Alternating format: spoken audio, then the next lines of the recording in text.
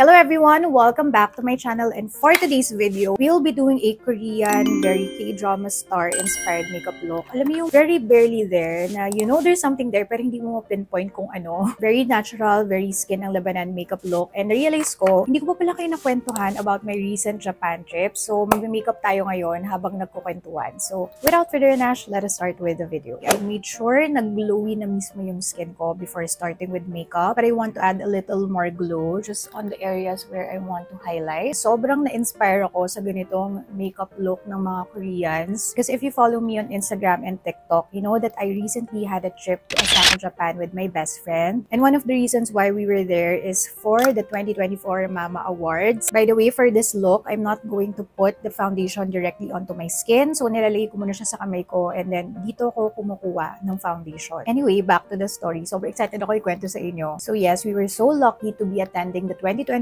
Mama Awards, and guess what? Luckily, we also had a red carpet experience. As in, we were literally at the first row, like barricade. Yung nasa harap na namin is yung harang, and we were able to see the K-pop idols, the Korean stars up close. And fun fact, yung red carpet, hindi talaga siya literal na red carpet. It's actually a blue carpet. So kaya siya blue kasi Visa is the title sponsor of the event. It's my first time to see the K-pop idols, the Korean stars that close. And as a beauty girly, all I can notice is yung very skin-like nila na makeup. Like, maganda na talaga yung mga skin nila to begin with. And I like how their makeups only emphasizes the beauty of their skin. So it's nothing too thick, nothing too stark. Watching the Mama Awards was, I can say, one of the highlights for me sa trip na to. We had such great view of the stage. Kasi hindi kami makapaniwala na ganun kami kalapit sa stage, and kitang-kita namin how great the production was. Like, ibang level talaga yung standards ng K-pop. You can really see how much they value entertainment. By the way, dinadrag ko yung blush here kasi isa yun sa mga napansin ko sa mga looks na nakita namin sa blue carpet. Yan yung mga girl groups, yung mga aespa, Meow, G-Idol. Napansin ko, karamihan ng blush placements nila here talaga. Then for the powder, we have to be strategic kasi we want to cancel lang the areas where we want to cancel the shine using a pink powder because pansin ko na brightened up yung under eyes nila. Nakakatawa nga pala kasi nung mga times na nag-upload ako real time, nung mga Mama Award stories ko, sabi ko nga dun sa best friend ko, biglang ang daming nagdi-DM sa akin na before naman hindi sila active mag-DM, lalo na yung mga K-pop, K-drama fans. So parang, paano ka napunta dyan? Paano raw ko nakakuha ng ticket? Ano raw ginawa ko para makakuha ko ng ganong kagandang ticket? Hindi sila nire-reply ko sa kanilang lahat. Technically, the reason or the main tool how I got to experience the 2024 Mama Awards and my other bucket list during my Osaka trip is this card right here. So sa mga nag-message sa akin na friends ko, na followers ko, I always tell them to get a Union Bank Rewards Visa Platinum Credit Card. So, share ko naman yun sa, I think, TikTok and IG post ko that prior to my trip, inactivate ko tong card na to. Nakakuha pa nga ako ng free na Krispy Kreme donut and coffee because I know that this will be my main tool in ticking off items in my bucket list. And true enough, siya talaga yung naging tool kung bakit naka-check lahat ng bucket list na prepare namin ng best friend ko for our Osaka trip. So, my Union Bank Visa Credit Card literally made the Osaka trip possible, and it has given me access to events like, again, the 2024 Mama Awards with the red carpet experience with such great view of the performances. And even the hotel we stayed at, hands down, kami ng best friend ko, ayaw na naming umuwi kasi it's one of the best, if not the best hotel that we've stayed at. Ang ganda ng service, ang ganda ng amenities. Like, if I can go back and check into that hotel again, I would. So kami ng best friend ko, kasama sa bucket list namin yung ibang touristy things since first time ng best friend ko in Japan. So of course, we had to go to the Osaka Castle, and sobrang ganda nung timing namin kasi wala pang masyadong tao, tas ang ganda nung araw na yon. And since November kami nandun, it's still the autumn season, so sobrang nag-match yung daylight dun sa color ng mga trees. Basta super perfect talaga. And of course, syempre, since we're in Osaka, hindi namin mapapalampas yung food trip sa Dotonbori. Parehas kami ng best friend ko na mahilig sa Japanese food, mahilig kami kumain. So yes, talagang sinulit namin yung short time namin there to eat yung mga food na nasa list namin. Nakakatawa kasi one time, kasi gusto kong patry sa best friend ko yung Ichiran. As in, 1 hour kami pumila. Tapos yun pa yung day na nag-decide akong mag-boots. And yung boots ko, medyo masakit na siya sa paa kasi naglalakad na kami the whole night. Kasi nararamdaman ko na talaga yung ninig ng paa ko habang nakapila kami sa Ichiran. Siyempre, ayoko naman makaabala sa best friend ko. Pero siya na yung nag-offer na gusto mo ba magpalit na tayo. Dahil pauwi na rin naman kami after namin mag-Ichiran. So, sinong nag-decide mag-boots? So, yun, nagsaswap kami ng sapatos. Pag gusto mo ganito lang. Magsuswap kami ng sapatos kasi hindi niya na kaya. Ano mo ako ka-love life?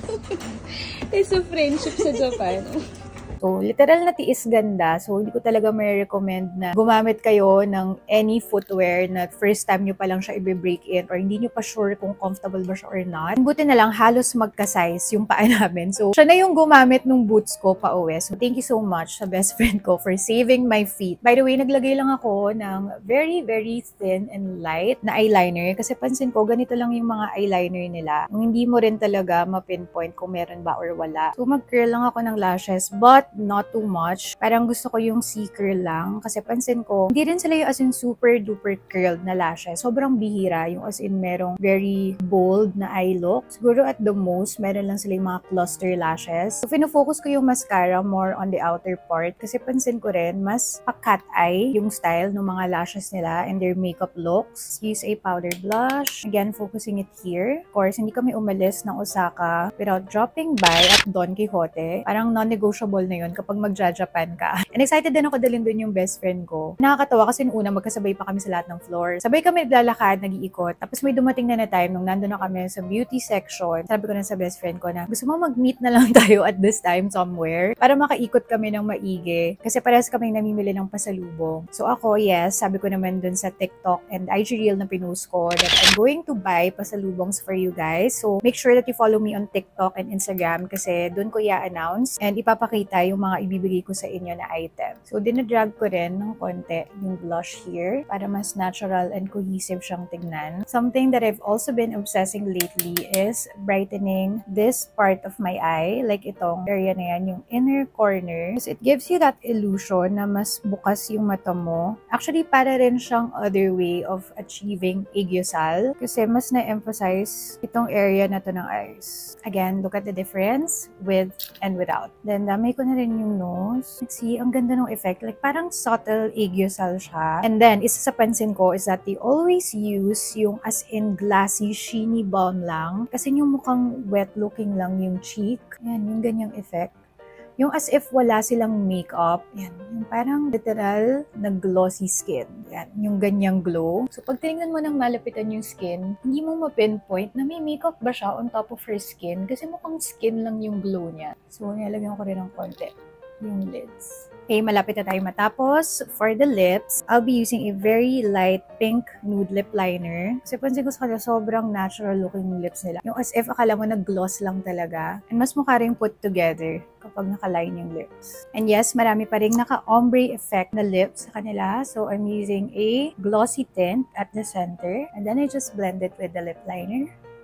Okay, last step, just to emphasize yung natural sheen ng lips, I'm dabbing a gloss. This is just a clear na light pink gloss. This on areas, para mas mukha siyang natural.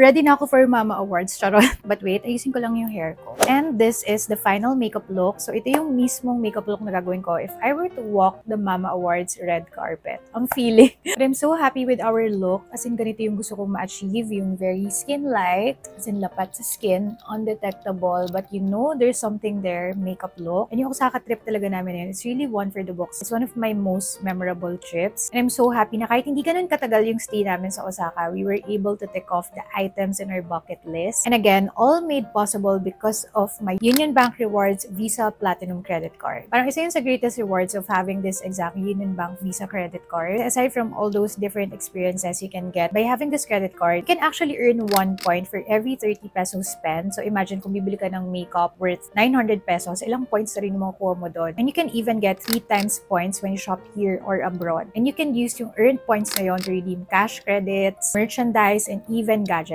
And actually, marami pang iba. So promise, hindi nyo alam kung saan kayo pwedeng dalhin itong Union Bank Rewards Visa Platinum Credit Card. I swear. Alam nyo ba, nakabis pa ako ng white top kasi very inspired ako dun sa look ni Kim Tae-ri yung sa 2521 na K-drama star. As in, siya, I think, yung favorite look ko that night. So I hope nag-enjoy kayong panoorin tong video na to. Sana nakatulong tong makeup looks ko and sana na-enjoy nyo rin yung konting chika ko about our recent Osaka trip. And again, stay tuned na lang din sa TikTok and Instagram stories ko, especially on my broadcast channel, para para dun sa Japan pasalubong giveaway ko. Kasi yung iba doon, tinanong ko sa inyo kung ano ba yung mga bet nyo na JBT items. So as much as possible, kung meron dun sa Don Quixote na pinuntahan namin, kinuha ko yun for you guys. So yeah, thank you so much for watching, and if you haven't subscribed yet, you might want to consider subscribing to my channel and liking this video as well. Stay safe, stay healthy, and I hope to still see you in my next videos. Bye-bye!